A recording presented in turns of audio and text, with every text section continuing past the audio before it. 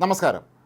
Russia Ukraine യുദ്ധം അവസാനിപ്പിക്കുന്നതിനായി ലയോ 14 മാർപ്പാപ്പ മധ്യസ്ഥത വഹിക്കണം എന്ന അമേരിക്കൻ പ്രസിഡന്റ് ഡൊണാൾഡ് ട്രംപിൻ്റെ നിർദ്ദേശത്തെ സ്വാഗതം ചെയ്ത് ഇറ്റാലിയൻ പ്രധാനമന്ത്രി ജോർജിയ മെലോണി പറയുന്നത് ഇത് ഏറ്റവും മികച്ച നിർദ്ദേശമാണ് എന്നാണ്. ഇത്തരത്തിലൊരു തീരുമാനമുണ്ടായാൽ അതിന് ഇറ്റാലിയൻ സർക്കാർ എല്ലാ വിധത്തിലുള്ള പിന്തുണ നൽകും എന്നാണ് പ്രധാനമന്ത്രിയുടെ ഓഫീസ് തന്നെ ഇപ്പോൾ വ്യക്തമാക്കിയിരിക്കുന്നത്. അതേസമയം ഡൊണാൾഡ് ട്രംപിനെക്കുറിച്ച് ഇപ്പോൾ പുറത്തു വരുന്ന വാർത്തകൾ അത്ര ശുഭകരമായിട്ടുള്ളതല്ല. അദ്ദേഹം ക്രമേണ ഈ സമാധാന ചർച്ചകളിൽ നിന്ന് പിൻവാങ്ങുന്നുണ്ടോ എന്നൊരു സംശയം പലരും പ്രകടിപ്പിക്കുന്നുണ്ട്. കഴിഞ്ഞ ദിവസം തുർക്കിയിലെ ഇസ്താംബൂളിൽ വെച്ച് റഷ്യയുടെയും യുക്രൈൻ്റെയും പ്രതിനിധികൾ ആദ്യവട്ടം ചർച്ചകൾ നടത്തിയിരുന്നു. ഈ ചർച്ചകളുടെ അന്തിമ തീരുമാനം എന്താണ് എന്നുള്ള കാര്യം ഇനിയും വ്യക്തമായിട്ടില്ല.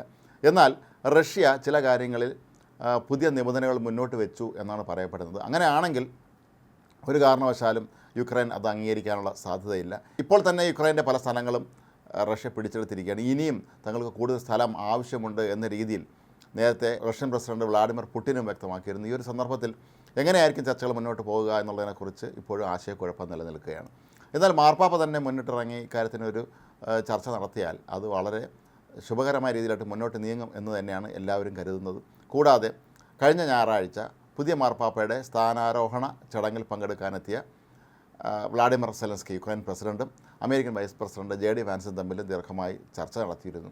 ഒരുപക്ഷേ അതിൻ്റെ കൂടി അടിസ്ഥാനത്തിലായിരിക്കാം ഇപ്പോൾ ഇത്തരത്തിലുള്ള നിർദ്ദേശം ട്രംപ് മുന്നോട്ട് വച്ചിരിക്കുന്നത്. മാർപ്പാപ്പ തന്നെയായിരിക്കും അതിന് ഏറ്റവും പറ്റിയ ആൾ എന്നുള്ളതാണ് അവർ കരുതുന്നത്. നേരത്തെയും യുക്രൈനിൽ നിന്ന് ചില ആളുകളെ തട്ടിക്കൊണ്ടുപോയ സംഭവത്തിൽ അന്നത്തെ മാർപ്പാപ്പ മധ്യസ്ഥനായി ഇടപെട്ടിരുന്നു ആ പ്രശ്നത്തിന് പരിഹാരം കണ്ടിരുന്നു. ഒരുപക്ഷേ അതുപോലെ ഇത്തവണയും ഒരു പരിഹാരം കാണാൻ കഴിയുമെന്നാണ് പലരും പ്രതീക്ഷിക്കുന്നത്. കൂടാതെ വത്തിക്കാൻ വൃത്തങ്ങൾ ഇപ്പോൾ പറഞ്ഞിരിക്കുന്നത് ഈ ഒരു കാര്യം ഉത്തരവാദിത്തോടു കൂടി നിർവഹിക്കാൻ വത്തിക്കാന് കഴിയുമെന്നും ഇരു കൂട്ടരും യോജിപ്പോടുകൂടി ചർച്ചയ്ക്ക് വന്നാൽ അതിന് തങ്ങൾ എപ്പോഴും സന്നദ്ധരായിരിക്കും എന്നുമാണ്. തുർക്കിയും സ്വിറ്റ്സർലൻഡുമാണ് ആദ്യമായി ചർച്ചകൾക്ക് വേദിയാകാൻ തയ്യാറെടുത്ത് മുന്നോട്ട് വന്നത്. അതേസമയം വ്ളാഡിമിർ സെലൻസ്കി ഉൾപ്പെടെയുള്ള യുക്രൈനിലെ നേതാക്കളെ സംബന്ധിച്ച് ഏത് സ്ഥലത്ത് വെച്ച് ചർച്ച നടത്തുന്നു എന്നുള്ളതല്ല അവർക്ക് പ്രധാനം.